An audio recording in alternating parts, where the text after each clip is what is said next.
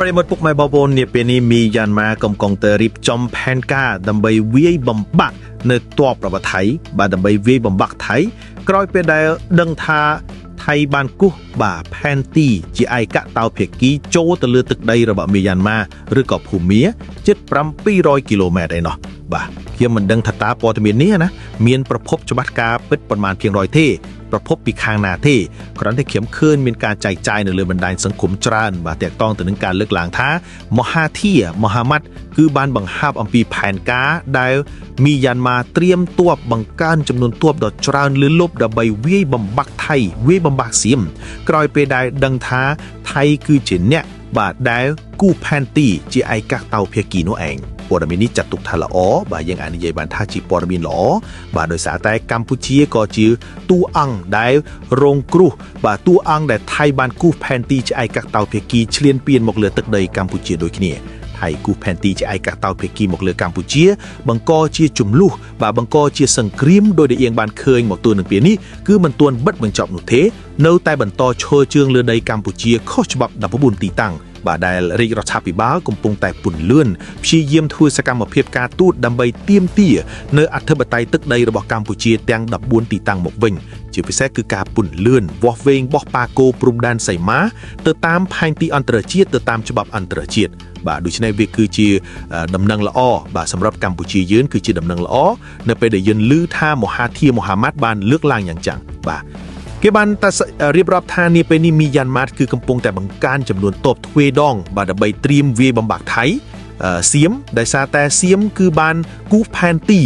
ដោយខ្លួនឯងគាំទ្រទៅនឹងក្រុមបំបីរដ្ឋរបស់មីយ៉ាន់ម៉ាបាទគឺក្រុមការ៉េនគាំទ្រក្រុមបំបីរដ្ឋរបស់មីយ៉ាន់ម៉ាដែលមានន័យថាថៃគឺជាអ្នកដែលនៅពីក្រោយក្រុមនេះផ្ដល់នៅយុទ្ធោពករណ៍ផ្ដល់នៅសត្វតាវុធទាំងឡាយមិនត្រឹមតែគាំទ្រក្រុមនេះទេគឺថែមទាំងគូសផែនទីជាឯកតោភាគីឲ្យក្រុមការ៉េនបំបីខ្លួននេះភ្ជាប់ទៅនឹងទឹកដីថៃបន្តរហូតទៅដល់ឆ្នេរសមុទ្របាទក្បែរ700គីឡូម៉ែត្រឯណោះបាទធំមែនទែនបាទហើយគេបានបញ្ជាក់ទៀតថានេះគឺជាផែនការបាទផែនការរបស់ខ្សែរាជវង្សបាទគឺយាយចាស់សារិនថនបាទគឺជាអ្នកដែលបានចេញនៅផែនការនេះបាទដែលបានលួចគូសផែនទីជាឯកតោភាគីដើម្បីយកប្លង់យកទឹកដីរបស់មីយ៉ាន់ម៉ាភូមាបាទដូច្នេះវាក៏មិនខុសគ្នាទៅនឹងកម្ពុជាយើងដែរបាទទៅលើផែនការគូសផែនទីជាឯកតោភាគីចង់ឈ្លានពានទៅលើបណ្ដារដ្ឋដទៃប្រទេសដទៃអធិបតេយ្យរបស់បណ្ដារដ្ឋដទៃដូច្នេះនេះប្រសិនណាបើវាជាការពិតមែននោះបាទគឺជារឿងដ៏ល្អសម្រាប់កម្ពុជាដែលមានន័យថាគេលើកឡើងថាមីយ៉ាន់ម៉ាឬភូមាត្រៀមខ្លួនបាទទោះបីជាត្រូវក្ររយៈពេល50ឆ្នាំក៏មីយ៉ាន់ម៉ាត្រូវតែវាយបំបាក់នៅទ័ពរបស់ថៃដែរបាទដោយសារតែចង់ឈ្លានពានទឹកដីរបស់មីយ៉ាន់ម៉ាប្រមាណជាជាងជិត200គីឡូម៉ែត្រជាអ្នកដែលគាំទ្រក្រុមបំបីខ្លួនបង្កើតជារដ្ឋការ៉េនដោយខ្លួនឯងហើយថៃនៅពីក្រោយពេលខ្លះគឺគេមើលឃើញថាការ៉េនគឺថែមទាំងប្រើប្រាក់នៅទង់ជាតិរបស់ថៃដាក់នៅលើទីតាំងរបស់ពួកគេទៅទៀតបាទដូច្នេះព័ត៌មាននេះបើទោះបីជាមិនច្បាស់ការយ៉ាងណាក្តីក៏យើងមើលឃើញថាទីតាំងភូមិសាស្ត្រដែលជាប់ទៅនឹងប្រទេសថៃមីយ៉ាន់ម៉ានេះគឺនៅតែមានស្ថានភាពក្តៅគគុកដដែលដែលយើងមើលឃើញហើយថាទ័ពរបស់ថៃក៏បានប្រកាសចាត់វិធានការក្តៅទៅលើមីយ៉ាន់ម៉ាដែរទ័ពរបស់មីយ៉ាន់ម៉ាដែរប្រសិនណាបើបន្តបាញ់ផ្លោងចូលទៅកាន់ទឹកដីរបស់ថៃជាដើមបាទក៏បានយើងសួរថាតើមីយ៉ាន់ម៉ាបញ្ឈប់ទេបាទថាតើការវាយប្រហារផ្លោងចូលមកលើទឹកដីថៃគឺនៅតែបន្តកើតមានឡើងដដែលជាដដែលបាទមីយ៉ាន់ម៉ាមិនដែលខ្វល់ឬក៏មិនដែលខ្លាចទៅនឹងប្រទេសថៃទៅនឹងក្រមយោធាថៃនោះឡើយបាទដែលមានផែនការអវិជ្ជមានទុច្ចរិតនៅពីក្រោយក្រុមការ៉េនដែលជាក្រុមផ្ដាច់ខឿននោះទេបាទមីយ៉ាន់ម៉ាគឺយល់ច្បាស់ដូច្នេះចំណុចនេះក៏ជាចំណុចមួយដែលយើង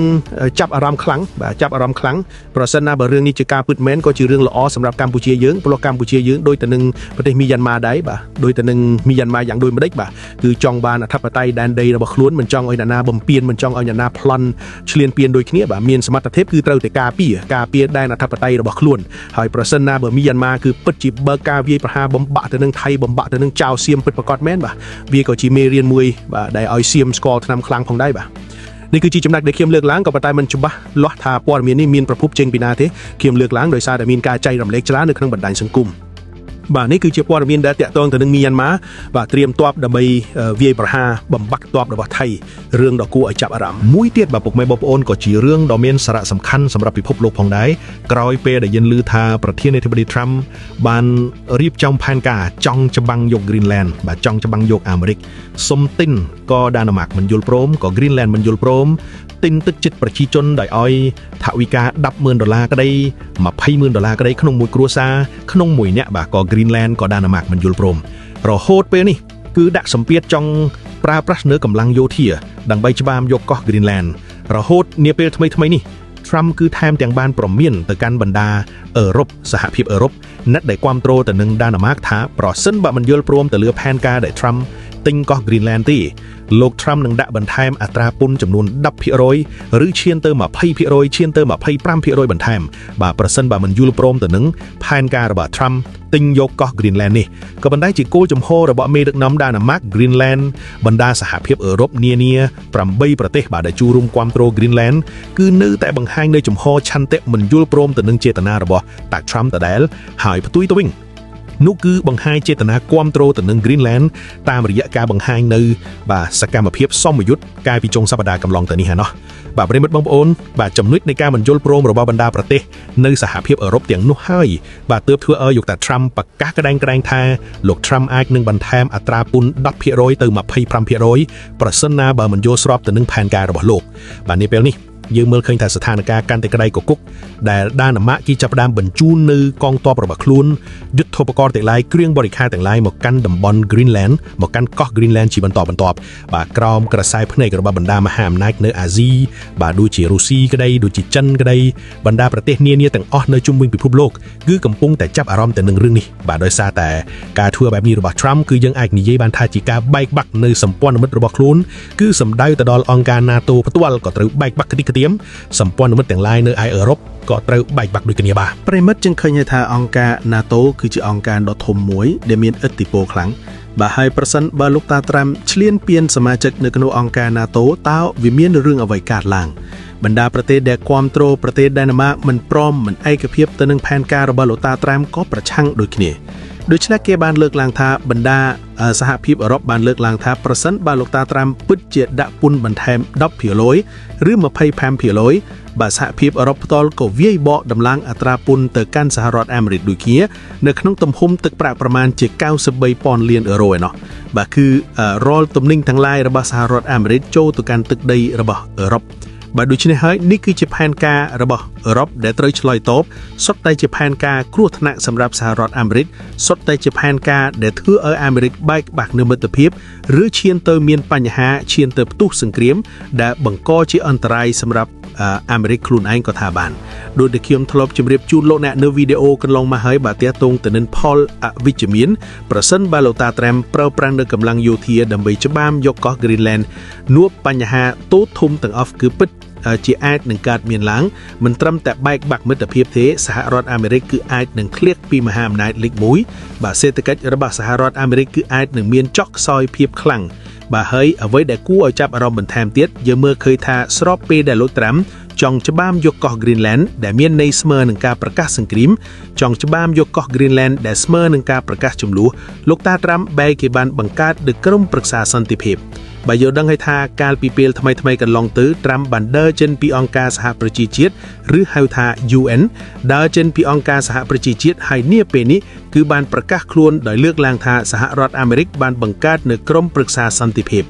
តើមានន័យបែបណាបើខ្លួនកំពុងតែចង់បង្កបញ្ហាបង្កចំនួនចង់ឈ្លានពានទៅលើ Greenland បើក៏ប៉ុន្តែបែរជាបង្កើតនៅក្រុមប្រឹក្សាសន្តិភាព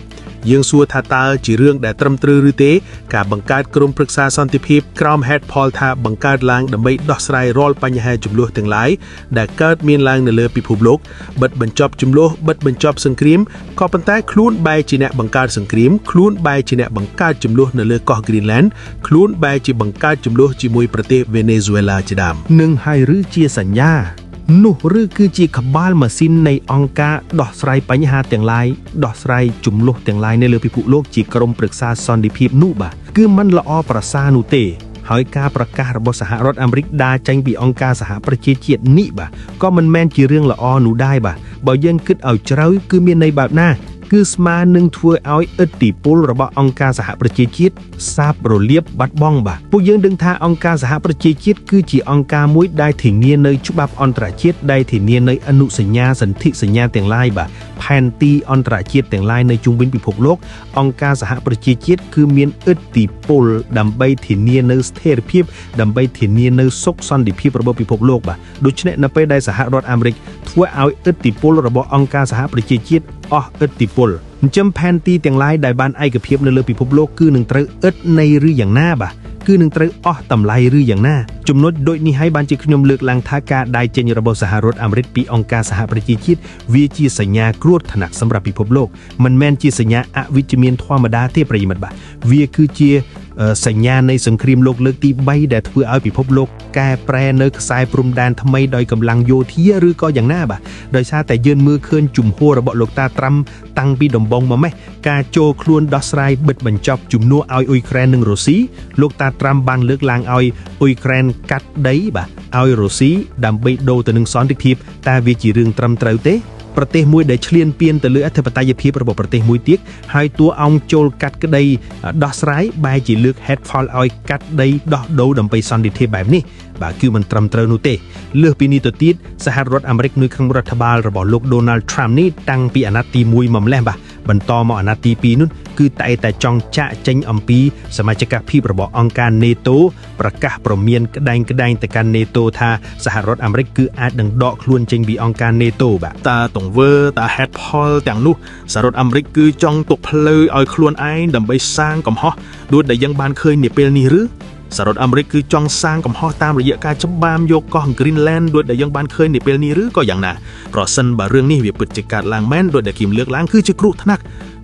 សម្រាប់ពិភពលោកដែលអាចឈានទៅរកសង្គ្រាមបាទសង្គ្រាមនិយមសង្គ្រាមដែលផ្ទុះឡើងទ្រង់ទ្រាយកែប្រែនៅព្រំដែនទាំងឡាយនៅលើពិភពលោកទៅតាមអ្វីដែលកំពុងតែកើតមានចំនួននាពេលនេះយ៉ាងពិតប្រាកដបាទនេះហើយគឺជាគ្រោះថ្នាក់ដែលខ្ញុំមើលឃើញថាស្ថានភាពពិភពលោកកំពុងតែឈានទៅរកភាពវឹកវរស្ទើរគ្រប់ទីកន្លែងបាទនោះចំនួនគឺចាប់ផ្ដើមកើតមានឡើងសង្គ្រាមគឺចាប់ផ្ដើមកើតមានឡើងមហាអំណាចមិនដើរតួជាអភិបាលកិច្ចជាអ្នកដែលផ្ដល់តម្លៃឲ្យអង្គការទាំងឡាយធំទៀតក៏ប៉ុន្តែបែរជាធ្វើឲ្យអង្គការទាំងនោះសាបនៅឥទ្ធិពលរបស់ខ្លួនទៅវិញបាទដូច្នេះយើងមានតែរងចាំមើលទេថាតើ